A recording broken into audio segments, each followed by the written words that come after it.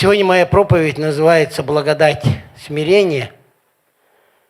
Знаете, мы будем говорить о смирении, потому что очень много непонимания у людей.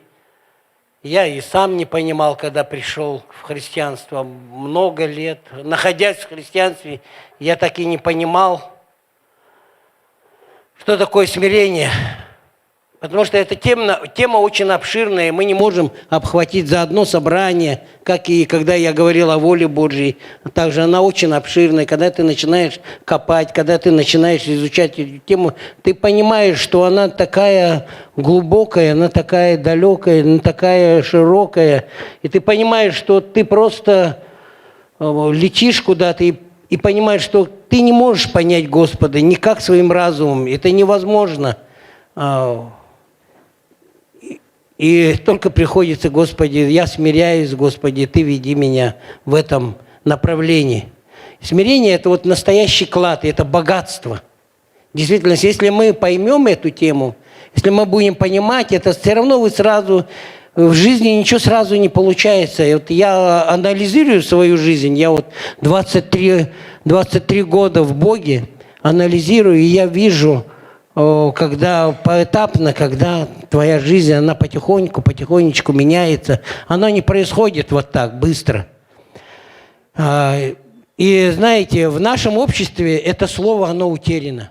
Вот в нашем обществе смирение, это слово вообще куда-то потеряно, забыто, оно ушло куда-то в небытие. Вот. В этом мире ценится гордость, когда говорят наглость второе счастье, когда приятно пробежаться по головам людей и взобраться на какую-то высоту, чтобы быть на вершине, чтобы тебя называли крутым, навороченным там. А смирение – это вот наикратчайший путь к благодати Божьей. Давайте мы откроем Иакова 4 главу, и прочитаем там 5, 6 стих. Здесь написано. И потом еще 10 прочитаем. «Или вы думаете, что напрасно говорит Писание, до ревности любит Дух, живущий в нас. Он в нас живет, Он так любит нас, Он настолько ревнует, когда мы куда-то в сторону отклоняемся, когда мы чем-то занимаемся». У меня бывали случаи, я сижу там на телефоне или где-то в компьютере, и я просто реально чувствую, как будто кто-то по плечу бьет, кто-то внутри клокочет, и такое: повернись ко мне.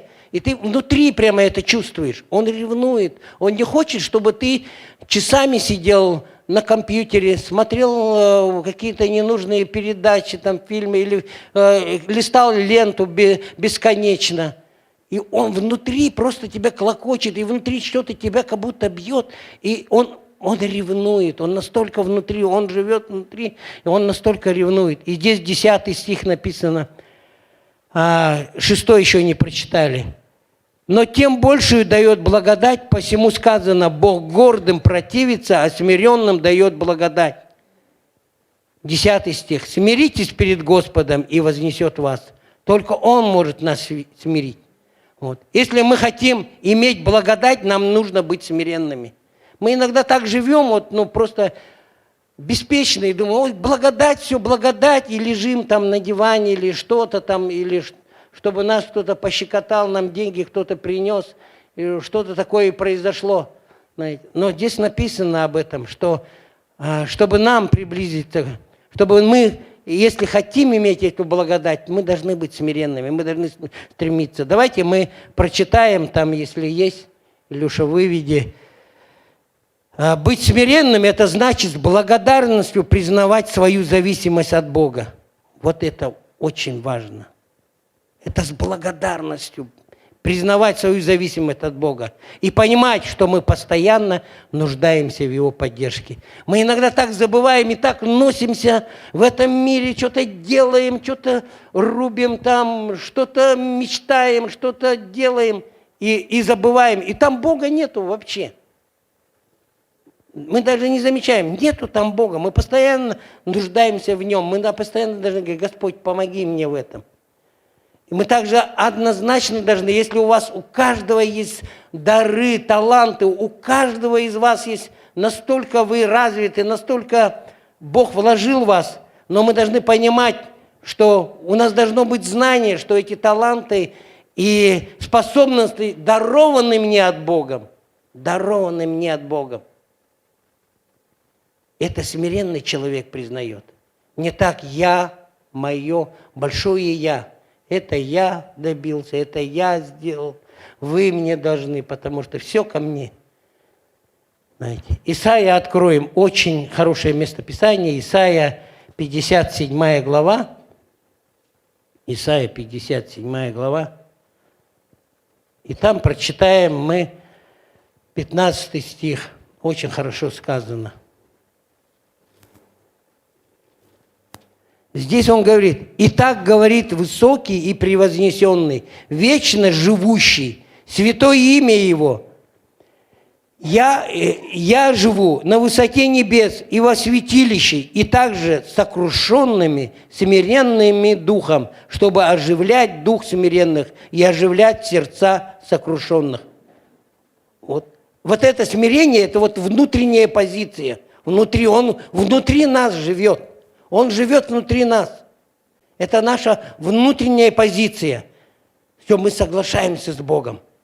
Независимо от какой выгоды, какую ты выгоду получишь. Или какие-то последствия от этого будут. Ты независимо, ты просто внутри осознаешь, это твоя позиция.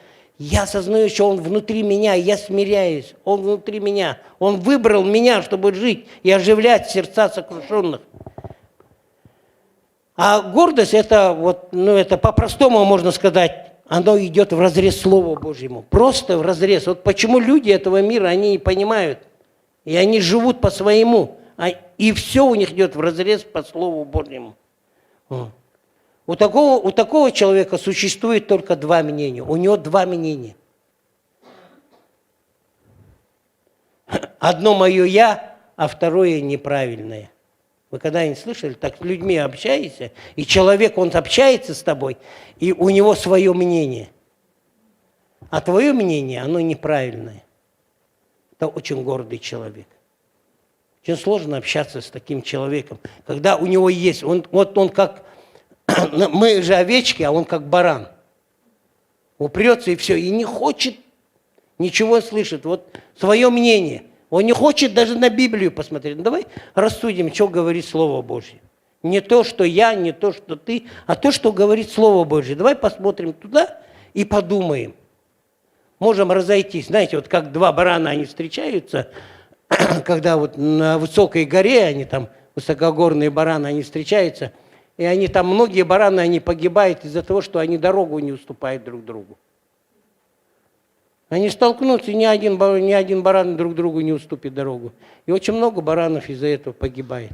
А знаете, когда овечка встречается на пути, и когда баран, овечка, она ложится, дая шанс перейти барану через нее. И барана спасает, и сама спасается. Знаете, мы должны быть, мы овечки. Мы не должны бодаться друг с другом, кто я круче, я лучше.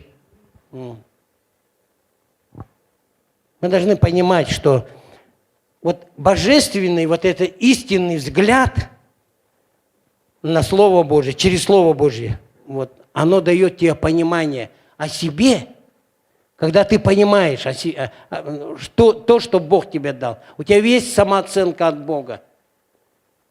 И тогда на окружающих людей. Также и на Бога. У тебя есть хороший взгляд. Не какой-то там взгляд какого-то человека. Вот почему Иисус, знаете, мы должны подражать, Он эталон. Иисус, Он эталон для того, чтобы мы подражали Ему. Он сам учился, будучи быть Богом, Он сам учился. Давайте откроем Филиппийцам, посмотрим. Он сам учился смирению. Посмотрим Филиппийцам. Сам Бог учился. Вообще, вот мне в голову, говорю, как Он так сам на землю в образе нашем спустился, в человеческий образ. Это такое беспредельное просто смирение. Он обратился в образ нас, чтобы до нас достучаться. И вот он филиппийцам говорится, 2 глава, и 5, с 5 стиха. «Ибо у вас должны быть те же чувствования». Это вот чувствование, это вот, синодальный перевод. Перевод, если оригинальный, это говорится о мышлении.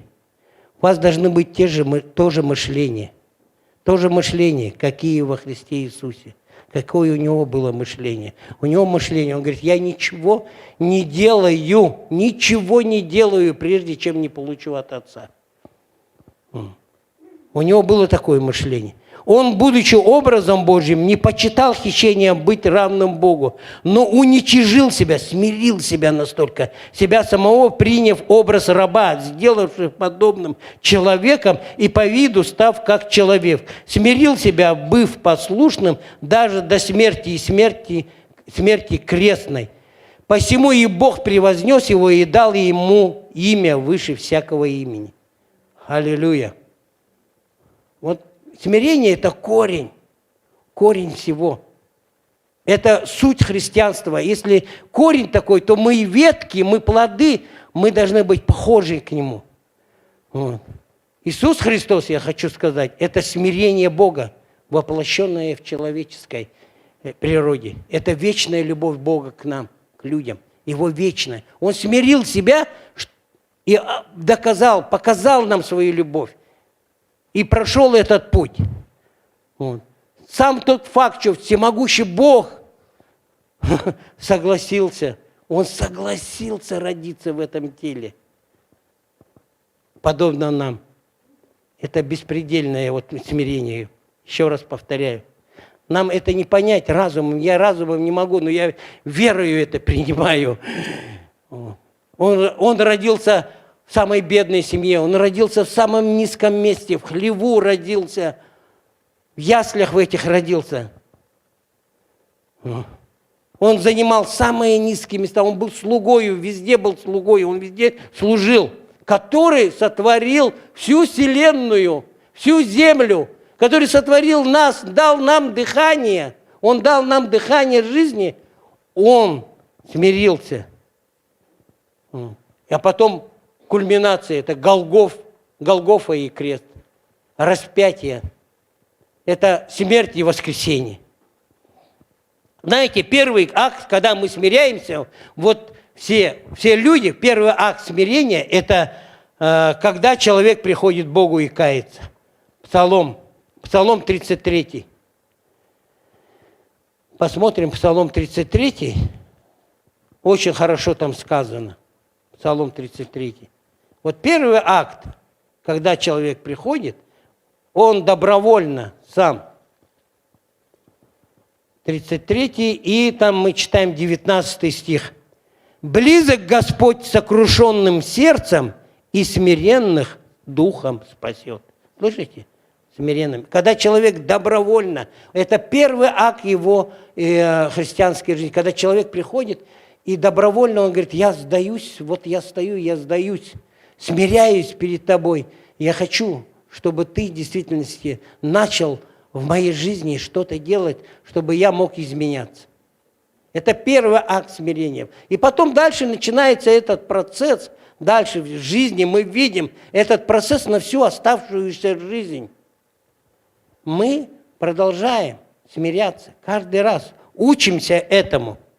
Потому что Иисус, придя в нашу жизнь, все ставит на свои места. Смотрите, Матвея 11 глава, и там прочитаем конец, 11 глава, и прочитаем 28 и 29 стих. «Придите ко мне все труждающиеся и обремененные». Это он говорит еще неверующим людям. Он говорит, все приходите, все, потому что Он только может спасти. Он говорит, все приходите ко мне, все труждающиеся и обремененные, и я успокою вас. Возьмите иго мое на себя. И это уже, когда мы становимся верующими, Он говорит, научитесь от меня. Вот от кого мы должны научиться. Не от людей, не где-то, читая книжки какие-то, у психологов, где-то мы... Этому тоже нужно учиться. Но прежде корень, я вам сказал, корень смирения – это Иисус. И мы как ветки, мы как плоды, мы должны там свести. Наш характер должен изменяться. плоды. У нас должна быть радость, мир, благость, кротость, смирение, воздержание. И это характер нас. Потому что когда трудная ситуация, вас что держит? Ваши таланты держат, ваши знания держат. Нет, когда трудно, ваш характер держит. Когда трудно, когда давит тебя, когда плющит тебя, когда, кажется, все валится, то только характер может тебя держать. Никакое тебе помазание держать не будет. Когда ты будешь молиться, ой, дай мурашки, будешь держать, держи меня, соломинкой держи. Нет, тебя унесет просто. Тебя будет держать характер твой. Когда в тебя внутри эти есть плоды Духа Святого, когда ты знаешь свой корень, это Иисус, корень смирения. Иисус – это есть любовь. Бог есть любовь. И я должен питаться оттуда, от корня питаться. И тогда эти плоды, они появляются, и вы тогда видите в человеке, когда вы общаетесь с ним, вы видите, человек, он радуется искренне. Это не лжесмирение, знаете. В этом мире хватает лжесмирения. Он улыбаться будет тебе, обнимать тебя будет, чтобы получить твои деньги. Связь какую-то. Он будет лжесмиряться.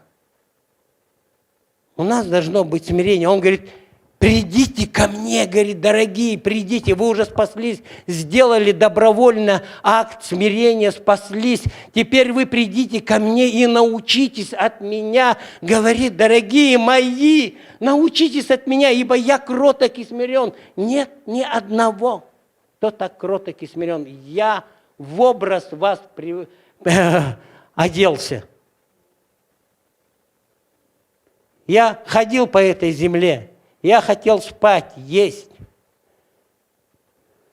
Я исцелял, освобождал. И вы убили меня своими грехами. Он взял все грехи наши. Нас надо было судить, по идее. Я все время осознаю, когда мы приходим к кресту, мы должны переживать. Это бывает так затерто, мы так затирается в нашей жизни из-за суеты. И мы забываем, как мы первый раз, когда мы пришли к Господу, мы взахлеб плакали, рыдали, радовались, светились. Мы забываем то, что Иисус сделал на кресте. Все стирается это. Мы раз за разом должны переживать то, что Иисус сделал на кресте. И Он не только умер, Он взял все наши грехи. Весь грех на Него, весь грех мира на Нем был.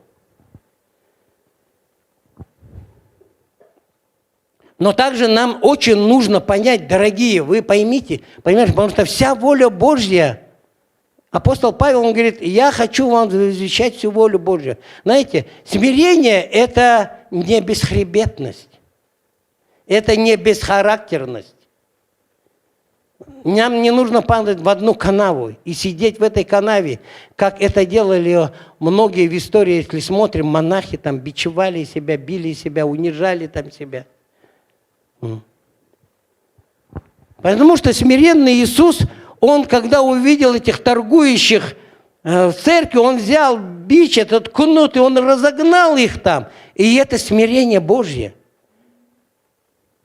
Когда к Нему пришли фарисеи, и они Его искушали во всем, Он им сказал с любовью, змееныши, ехидины вы, змееныши, ваш отец дьявол. Отец лжи так смело говорил в смирении, в любви этим людям. Поэтому смирение – это не бесхребетность, не бесхарактерность. Нам нужно знать смирение, нам нужно знать, когда говорить, а когда молчать, когда действовать, а когда бездействовать и переносить эти страдания и эти трудности. Знаете, у меня был грех, когда я в начале христианства был, я иногда там мог там кого-то...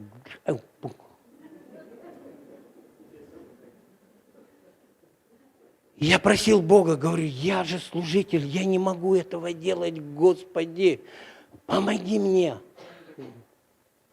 Бог, ты, говорит, ты реально хочешь? Реально хочу. Раз не удержался, два не удержался. Потом один раз приходит мой там друг бывший, мой там пехотинец. Там. И он приходит ко мне и говорит, ты знаешь, я там в старом доме жил по Лермонтову, ты знаешь, говорит, что христианстве, там если ударит, ты должен правильную щеку подставить. Подставишь, батька? Ну, он якут, он говорит, кубайка, подставь мне щеку. Я говорю, да, конечно. Такой стою. Он мне как зарядил на сапатник. Кровь пошла. Я такой... И такой у меня внутри, уже прямо я чувствую, так вот пошла там нога, там с локтя, там такой, кровь такой. Он мне с другой стороны как хлясь, пока я думал, он мне хлясь с другой стороны. И вдруг у меня внутри такой, Иисус любит тебя. Иисус любит тебя. Слушай, дорогой, Бог тебя любит настолько. Он меня еще как дал еще один раз снизу. И я такой, там умывальник упал. Там неблагоустроенная квартира была. Сижу там и говорю, Иисус тебя любит, Иисус тебя любит. И он говорит, ну, совсем плоховатый ты стал. Крыша, говорит, поехала, говорит. Вышел и ушел. Я встал, знаете, повернулся тут же к умывальнику, стал мыться, умываюсь и говорю, спасибо, Господь, спасибо. Спасибо, что я смог удержаться, я выдержал это. Я не ударил человека, я не ответил ему. Спасибо огромное, Господь. Бог говорит, Бог, Он всегда обнимает и говорит, молодец, молодец. Ты сдал на 5, ты сдал на 5. Не опять двойка, как часто бывает, опять двойка. Опять двойка. Ты только сдаешь какой-то, только пообещал, и обязательно он тебе на двойку сдаешь ты. Он тебя проводит через испытания. Аллилуйя. Есть люди, которые занимаются самоуничижением. Вот не занимайтесь самоуничижением. Бог нас поднял, Он нас смирил. Он дал нам силу Божью. И это не есть смирение. Знаете. И есть вот люди, они не хотят вот я такой серенький, я такой неумеха, да я не умею говорить, да я 2 слов связать. Да если вы меня слушали бы там 20 лет тому назад, уши заткнули бы, наверное. Сказали бы, Господи, не говори ничего. Олежка, беги отсюда. И когда вы так, вот я маленький, я из такой бедной семьи, у меня там ничего нет, там алкоголик такой черненький, маленький такой, я хотел быть высоким, а тут такой маленький, Бог, ты почему меня таким маленьким сделал? Женщины же любят всех высоких, здоровых, а я маленький. Ну почему Бог-то? А Бог говорит, я тебя создал дивно и красиво. Дивно и красиво. Соткал в утробе матери. Я тебя знал уже. Еще до создания мира я тебя знал уже. И когда он так говорит, вау, тебя поднимается так, что ты такой человек, что я посещаю тебя. Слышишь ты меня? Ты так, думаешь, Господи, спасибо, насколько ты ободряешь, насколько ты поднимаешь. Ты не ужаешь, ты не втаптываешь меня, а ты поднимаешь. И он говорит всегда, наедине одному. Он не говорит, у него нету отдельных красавчиков, любимчиков. Он говорит по отдельности каждому. Ты мой красавчик. Ты мой самый добрый. Ты самая красивая. Ты самая умная. Ты самая мудрая. Он каждому по отдельности говорит, чтобы другие не слышали, не завидовали.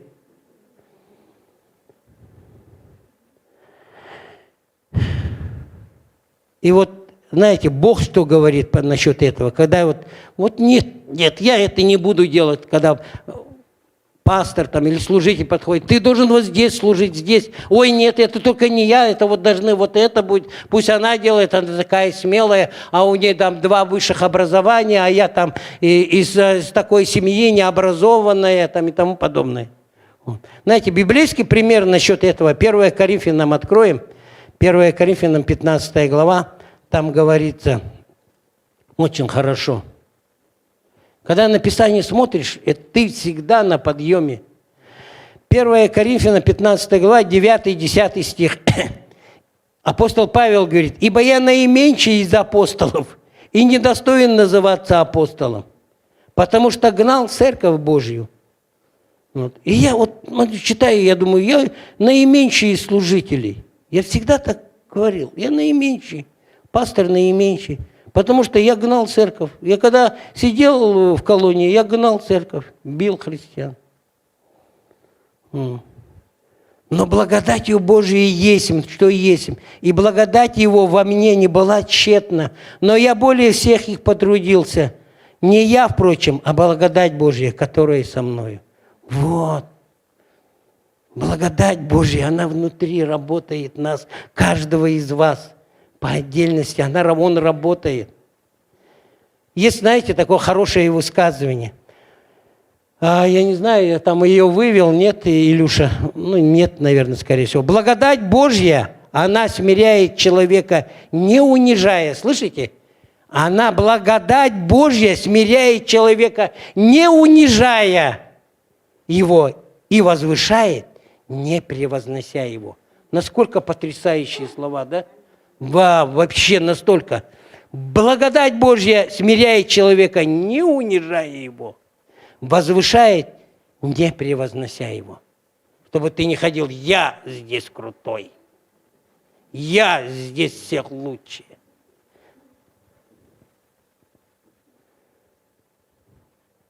Бог сразу гордым противится, Он сразу опустит. Аллилуйя.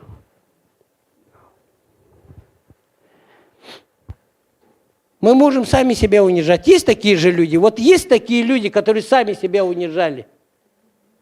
Сидят в яме и говорят: я не такой, вот, у меня нос не такой, мне не нравился, у меня большой нос. Сидишь, у меня нос большой там. Чего я маленький такой?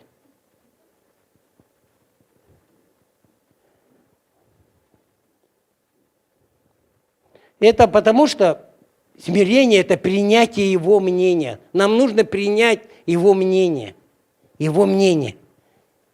на свой счет. На свой счет примите Его мнение о себе через Писание на свое. Римлянам, смотрите, очень хорошее местописание, Римлянам 12 глава, Римлянам 12 глава, и там прочитаем 3 стих. «По данной мне благодати опять, всякому из вас говорю, не думайте о себе более, нежели должно думать, но думайте скромно, по мере веры, которому каждому Бог уделил». Очень потрясающие слова. Вообще, они настолько, если ты принимаешь, ты смиренный, ты: Господи, я хочу быть. Ты принимаешь это, ты понимаешь, что тебе не нужно где-то превозноситься или кого-то унижать.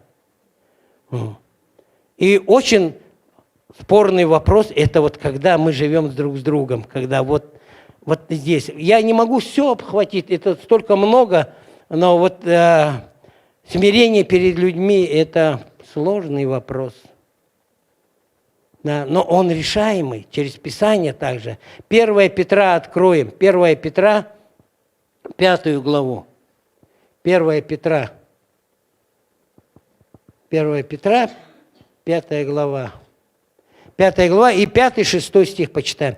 «Также и младшие, повинуйтесь пастырям, все же, подчиняясь друг другу, облекитесь смиренномудрием, потому что Бог гордым противится, а смиренным дает благодать. Итак, смиритесь под крепкую руку Божью, да вознесет вас в свое время». Вот это смиренномудрие, это вот это слово состоит из 2 частей. Смирение и мудрость, да? И, знаете, корень смирения – это слово не смирно, как многие думают. Смирение – это смирно. Нет, смирение – это мир. А от корня происходит мир. Это значит, христианин, он решил, что бы с ним ни происходило, то, как бы тебя ни штормило, как бы тебя там ни колбасило, какую ты бы бурю не попал, какую бы ты переделку не попал, христианин смиренно, он принял решение, что он будет сохранять этот мир с мудростью. У него есть мудрость, смиренномудрие. Мир и мудрость. Я буду сохранять этот мир. Потому что Писание говорит об этом. Римлянам 12 глава, очень хорошее место Писания, 12 глава, 18 стих. Здесь написано, если возможно, возможно. Потому что есть ситуации, где невозможно это, дорогие. Невозможно, просто можно уйти просто. Просто закрыть рот и не разговаривать. Просто закончить это. И здесь написано, если возможно с вашей стороны, будьте в мире со всеми людьми. Со всеми. Насколько это сильно? Это со служителем, с мужем, с семьей, везде, с братом, с сестрой, в любом конфликте. Старайтесь сохранять мир по возможности. И также смиренные христиане, они сохраняют единство Духа. В церкви мы должны сохранять. Чем больше в церкви будет смиренных людей, мы будем учиться, чем больше мы будем расти духовно, тем больше мы будем физически расти. Когда мы будем смиренны, когда люди придут, они куда смотрят? Они смотрят на наши отношения, они смотрят, как мы говорим, они смотрят, как мы ведем друг с другом. Знаете, мы такие, бываем мы смиренные здесь, но дома или на улице. Вот в большой церкви это особенно заметно. Знаете, я в Слово жизни, когда 2 года учился, там вообще заметно, потому что люди друг друга не знают, 5000-я церковь, и люди друг друга не знают. И поэтому ты едешь или в метро, или в автобусе, кто-то на ногу. Таких случаев было много. Там, на ногу одной сестре наступили, а она там, там как начала ее там отчитывать. А потом в церковь оба заходят и рядом сидят. О, ты что? Ты же мне только сейчас в автобусе отчитывала. Козлом рогатым называла меня. Куда смирение-то делось? Даже случай был, это правдивый, я не вру, это правдивый случай был. В автобусе брат с сестрой также столкнулись, и там друг на друга козлы, козлятина там, и это вот подобное. А потом в церкви встретились, и рядом тоже так же, и потом поженились. Бог смеется последний, да? А потом поженились. Видишь, как Бог устраивает все. Когда смирились под крепкую руку Божью, Бог вознесет. Такую свадьбу им устроил. Ох, закатил. Он вознес их, и они стали служителями, родили много детей. Слава Богу. И здесь написано, вот откроем Ефесянам. Ефесянам 4 глава. И прочитаем с 1 стиха. «Итак, я узник в Господе, умоляю вас поступать достойно звания, в которое вы призваны, со всяким смиренномудрием», опять вот этот мир сохранять, да? И кротостью, и мудрыми, с кротостью, долготерпением, снисходя друг к другу любовью, стараясь сохранять единство Духа в союзе мира. Одно тело, один Дух, и там все, один Господь. Вот что нам здесь делить? Нам делить не надо, мы должны учиться. Иисус говорит, придите ко мне и научитесь от меня, ибо я кроток и смирен. Учись от меня, Олежка, брат, учись, сын мой, учись от меня. Что тебе делить с кем-то? Что-то. Тебе не надо ни с кем что-то делить, тебе не надо с кем-то что-то бороться, что-то тебе доказывать. Тебе ничего не надо доказывать. Все уже доказано, внутри тебя живет. Живи и поступай так. Он, живущий на высоте, превознесенный, всемогущий, живет внутри меня. Вау! И я думаю, как такой высокий, превознесенный, живущий на небесах, живет во мне. И во мне, таком маленьком, сереньком. Когда это внутри проявляется, у тебя духовная мышца начинает расти. Не физическая, а духовная. Тогда ты понимаешь, что нужно любить, прощать, оказывать милость. Нам нужно подчиняться, учиться этому. Подчиняться. Начальству вы подчиняетесь, а потом, наверное, вы уходите и там его забиваете, этого начальника там со всех сторон. Мочилово начинается, да? Смиренный там такой, это лжесмирение же, такой смиренный. А потом выходишь, его там, Геннадий Иванович, все, смирения нет уже. У нас смирение, оно должно быть, потому что Бог с нами. Аминь.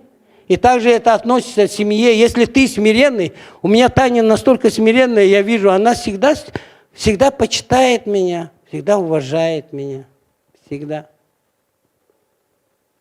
И я поэтому ее люблю очень сильно. Очень сильно ее люблю. Любите жен, не лупите, а любите жен.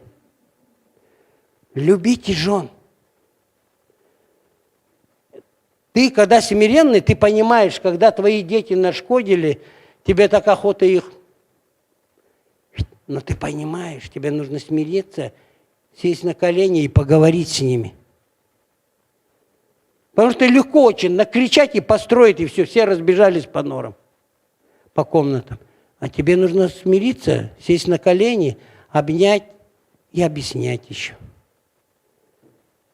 Это в семье должно быть. Смирение везде. С семьи начинается, с Богом, в семье. Когда ты начинаешь учиться, Писание, все сказано, ты сравниваешь все это с Писанием. Ты не берешь это откуда-то. Ты все смотришь на Писание, и Писание начинает говорить тебе об этом. Аллилуйя. И давайте мы, уже заканчивая, я хотел бы поговорить немного о прощении, чуть-чуть, потому что только смиренный человек может прощать. Немного поговорим. Знаете, есть здесь люди, просто честно, вы не оглядываетесь, ничего, честно просто скажите про себя. Можете не поднимать руку, но просто про себя внутри скажите. Есть люди, которые не могут себя простить? Есть такие люди? Есть такие люди. По-любому, которые себя не могут простить. Что вот так у них в жизни, что вот так случилось с их детьми, что вот так случилось с их там бывшим браком. Там. И они сидят годами и не могут себя простить. И потом, когда приходят, и они когда начинают спрашивать, когда ты консультируешь их, и когда они говорят, я не могу себя простить. Как ты не можешь себя простить? И просто начинаешь задавать вопросы, и ты говоришь, ты что? Справедливее Бога? Нет. Что ты истинней Бога? Нет. Ты милосерднее Бога? Нет.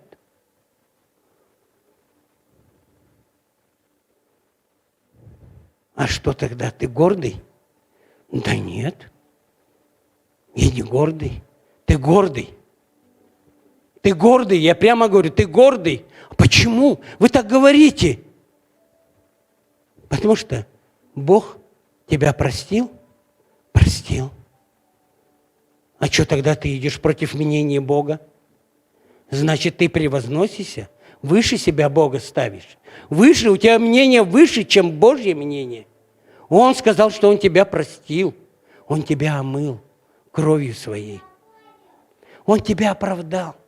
Он тебя поднял. А у тебя мнение выше, чем у него. Ты гордый. И тогда человек начинает раскаиваться. У меня было несколько таких случаев. И человек падает, начинает плакать. Он осознает, что он гордый. И я его обнимаю, если это брат.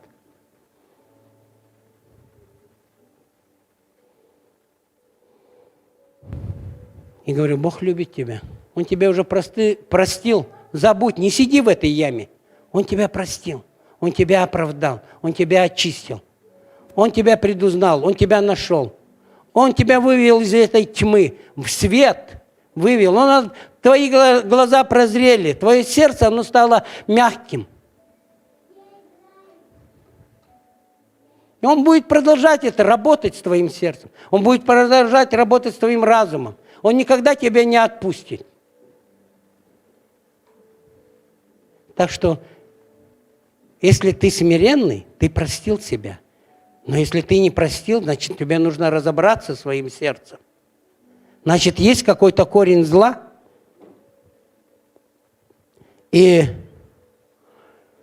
прощение состоит из 3 составляющих. Первое. Прощение, простить человека, это взять вину на себя. Взять какой-то долг. Например, я не богатый человек, мы среднего там достатка люди. И я, например, себе планку поставил, например, я могу простить 5000. Все. Больше я не могу. У меня 5 детей. У меня планка, я могу, да, дать человеку и забыть. И поэтому я не даю выше 5000. Как бы ни просили. Как бы ни умоляли, я не дам.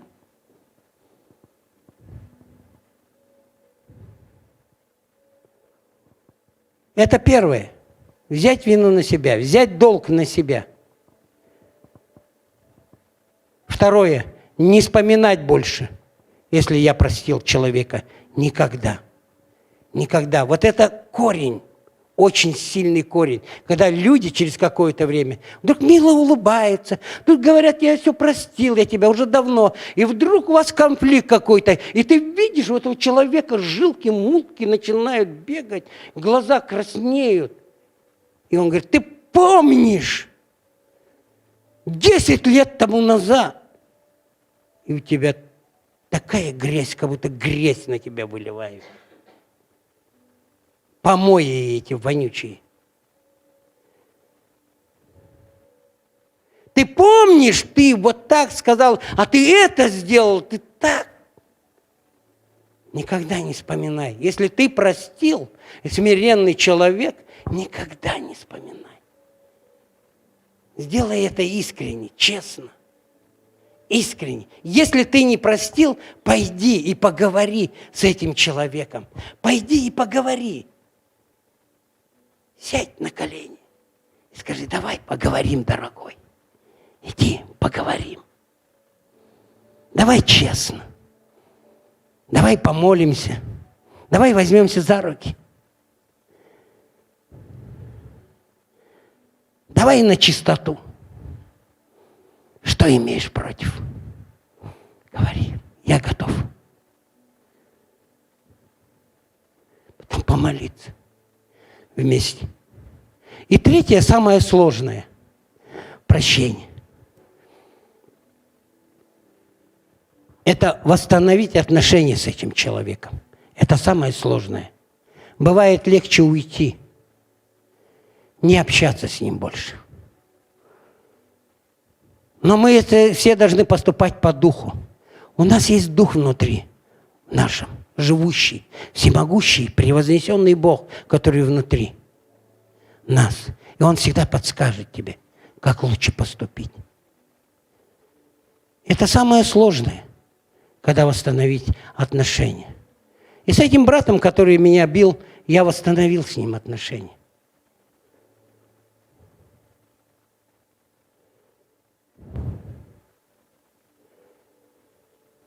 Знаете, Иисус, когда Петр отрекся от Него 3 раза, Он его не просто простил, Он восстановил с ним отношения. Он сказал ему,